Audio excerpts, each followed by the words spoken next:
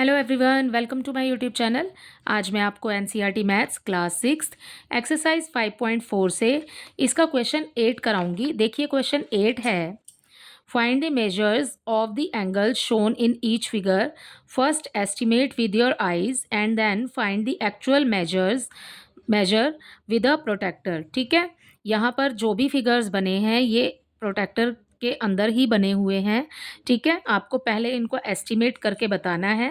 ठीक है, और फिर उसके बाद में इसका एक्चुअल मेजरमेंट बताना है आपको। ठीक है, तो देखिए ये अकॉर्डिंग टू प्रोटेक्टर ही बने हुए हैं। देखिए जैसे कि एक डी की शेप होती है, अगर ये 90 डिग्री जो होता है वो बिल्कुल सीधा होता है। ठीक है, अगर 90 डिग्री से अंदर है, ठीक है, तो ये होगा एक्यूट एंगल। ठीक है, और अगर 90 डिग्री ये बिल्कुल स्ट्रेट है, ठीक है, अगर ये इसके बाहर बना है तो ये हो जाएगा ऑब्ट्यूज एंगल।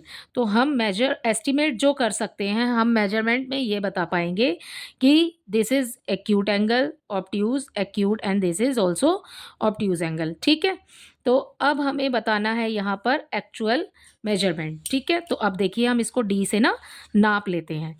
ठीक है, जहाँ पर ये दोनों पॉइंट्स मिल रहे हैं यहाँ पर आपने अपने डी की ये वाली लाइन रखनी है। ठीक है, और जो आपको नीचे लाइन दी हुई है, आपको ये वाली लाइन, ये ब्लैक वाली जो सीधे जा रही है, ठीक है, ये आपको रखनी है इस लाइन के ऊपर।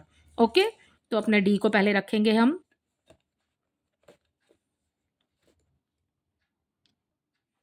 देखिए अपने डी को रखा हमने दोनों पॉइंट्स पर। ये स्ट्रेट लाइन जो है इसको पॉइंट पर रखा, और ये जो नीचे लेटी हुई लाइन थी इसके ऊपर हमने अपने डी की इस लाइन को रखा। ठीक है, तो अब हम देखते हैं कि ये वाली लाइन कहाँ आ रही है, 40 डिग्री पर। ठीक है, so the measurement of this angle is 40 degree. Okay, and secondly आपको ये वाला बताना है।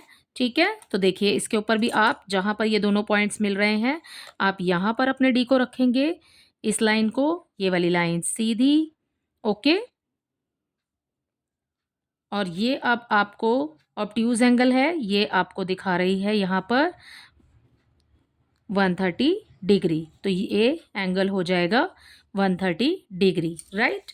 अब ये देखिए यहाँ पर मिल रही है ये।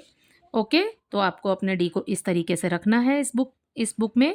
ओके, अब ये है बिल्कुल बीच में जा रहा है। ठीक है, किसके एक्यूट एंगल बनेगा, ये 70 और 60 के बीच में है, मीन्स ये 65 डिग्री का एंगल है। ठीक है, अब लास्ट देखिए इसका, यहाँ पर दोनों मिल रहे हैं पॉइंट, तो आपको ये वाली लाइन इस पॉइंट के ऊपर रखनी है और ये लाइन नीचे। ठीक है, तो देखिए ये भी बीच में है। ओके, तो किसके बीच में आ रहा है, 140 और 130 के बीच में। तो 140 और 130 के बीच में हो जाएगा 135 डिग्री। तो ये एंगल हो जाएगा आपका 135 डिग्री। इसी के साथ आपका क्वेश्चन नंबर 8 कंप्लीट होता है। आई होप ये क्वेश्चन आपको अच्छे से समझ आ गया होगा। Thank you.